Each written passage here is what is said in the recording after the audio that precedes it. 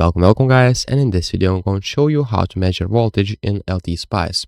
So there's two methods. So the first method is by hovering on the component. So I will go for the in. You'll see right here in this left downside corner the voltage, and basically as you can see DC operating point V3 is equal and etc. And if you want more of the simpler way, what you can do is go to the spice directive, then type .op, click OK, and put it somewhere, and then just run this, and as you can see it will show you operating points for the voltage right here.